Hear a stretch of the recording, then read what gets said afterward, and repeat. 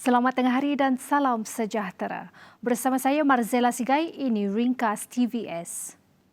Seramai 49 mangsa banjir masih lagi berada di pusat pemindahan sementara PPS Dewan Baru Kampung Rimba Padi di Serian. Satu-satunya PPS yang masih beroperasi di Sarawak. Laporan Jawatan Kuasa Pengurusan Bencana Negeri JPBN Sarawak menyatakan mangsa adalah daripada 18 keluarga yang telah dipindahkan sejak beberapa bahagian kampung berkenaan dinaiki air bermula Ahad lepas. Walaupun kawasan terbabit semakin pulih, namun paras air yang masih belum surut tidak membolehkan penduduk yang terjejas untuk kembali ke kediaman mereka. Namun begitu, Ketua Cawangan Sekretariat JPBN Sarawak, Angkatan Pertahanan Malaysia, Major Ismail Mahidin memberitahu kemungkinan besar penduduk dapat kembali ke kediaman mereka hari ini.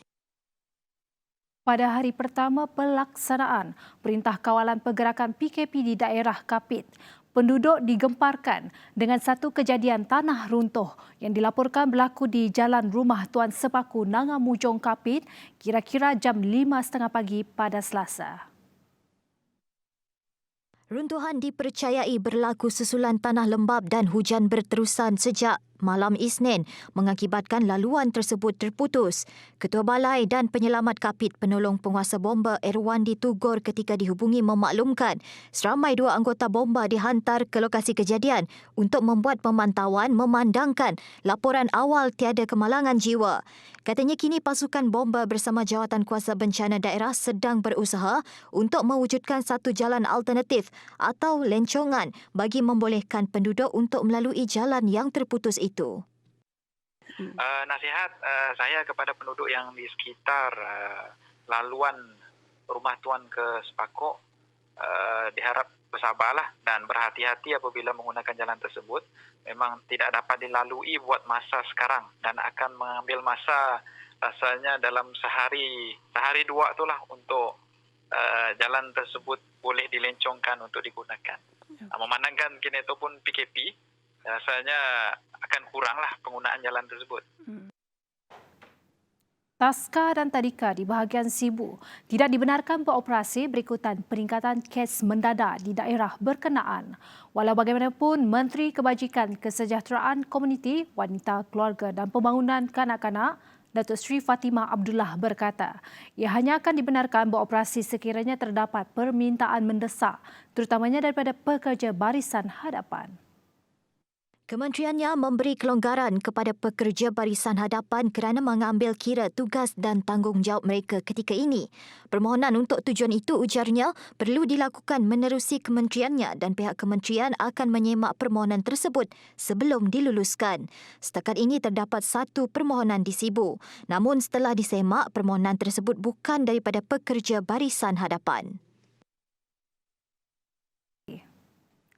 Harapan untuk kembali pulih dan mampu mengorak langkah berjalan seperti insan lain punah selepas disahkan lumpuh selepas sengketa antara dua beradik. Itulah nasib seorang wanita, Tiong Mi Kiong, selepas terlibat perselisihan faham dengan adiknya dalam satu kejadian pada 22 Januari lalu. Tulang belakang mangsa pada kedudukan kelima dan keenam telah terkehil yang menyebabkan saraf tunjang tertekan kuat.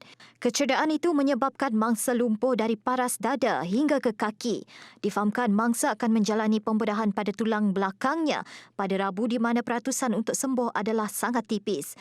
Terdahulu sengketa yang tercetus antara mangsa dan suspek iaitu adiknya sendiri bermula ketika si adik mendesak meminta wang daripada mangsa. Namun mangsa enggan memberinya menyebabkan suspek bertindak memukul mangsa menggunakan batang penyapu.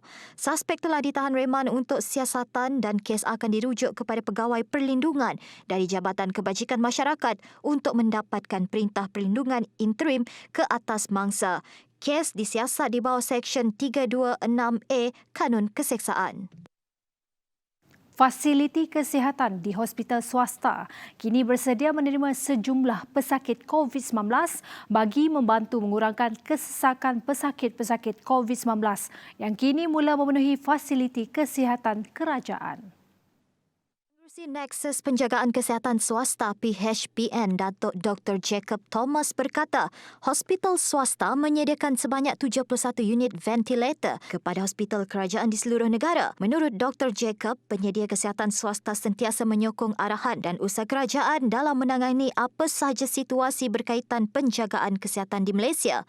Lebih-lebih lagi, ketika negara diuji dengan peningkatan kes COVID-19 setiap hari. Selain itu katanya, terdapat juga pesakit bukan COVID yang dipindahkan ke hospital swasta. Contohnya pesakit yang perlu menjalani ujian dialisis dan pembedahan. Ini bagi mengurangkan risiko jangkitan dan membantu meningkatkan lagi kapasiti wad dan katil di hospital kerajaan. Terdahulu, Menteri Kesihatan Datuk Seri Dr. Adham Baba memaklumkan pelibatan hospital swasta untuk menguruskan pesakit COVID-19 adalah antara langkah yang telah diambil kementerian bagi menangani peningkatan kes COVID-19.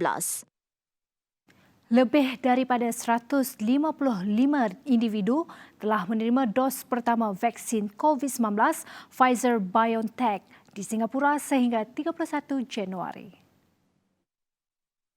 Menurut Menteri Kanan Kesihatan Janil Puthucheary, dalam kalangan mereka yang telah menerima vaksin tersebut, terdapat 4 kes anafilaksis dilaporkan yang menjadi permulaan reaksi alergi yang teruk. Singapura telah menandatangani perjanjian pembelian awal dengan Pfizer-BioNTech, Moderna dan Sinovac dan sedang dalam perbincangan dengan beberapa syarikat farmasyutikal yang lain. Republik itu memulakan proses pemvaksinannya pada 30 Disember lalu dengan petugas-petugas kesihatan di Pusat Penyakit Berjangkit Nasional merupakan mereka yang mula-mula menerima suntikan vaksin tersebut. Pemberian suntikan vaksin COVID-19 untuk rakyat Iran dijangka selesai menjelang musim sejuk 2022.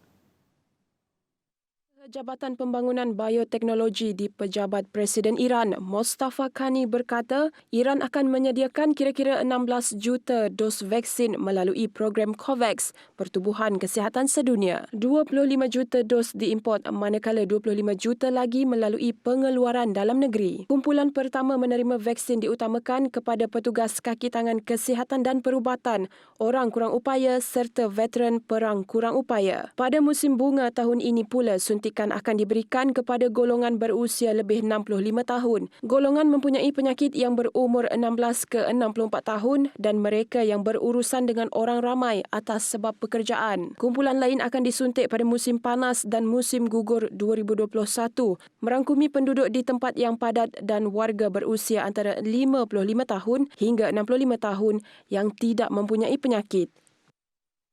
Bekas Ratus Kuasi Negara Datuk Nicole David dinobatkan sebagai pemenang anugerah atlet terunggul sepanjang zaman Sukan Dunia dengan meraih undi majoriti dalam undian dalam talian. Sebagai calon tunggal Asia juara dunia sebanyak 8 kali itu ternyata unggul sebagai pendahulu sejak hari pertama undian dibuka pada 8 Januari lalu apabila menerima 318,943 undi, kelebihan 200,000 undi daripada pencabar terdekat. Menurut laman sesawang rasmi Sukan Dunia, The World Games, bekas pemain nombor 1 dunia selama 9 tahun berturut-turut itu mengatasi 23 atlet lain yang mewakili sukan masing-masing daripada kesemua edisi Sukan Dunia selama 40 tahun itu. Pencabar terdekat ialah legenda tarik tali Island James Kehoe yang memperoleh 113,120 undi, diikuti atlet powerlifting wanita dari Ukraine Larissa Solovyova yang berada di tempat ketiga dengan 80,790 undi.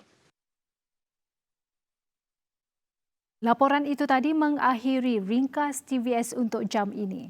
Teruskan kesetiaan anda bersama kami di saluran 122 Astro. Saya Marzela Sigai. Salam hormat dan jumpa lagi.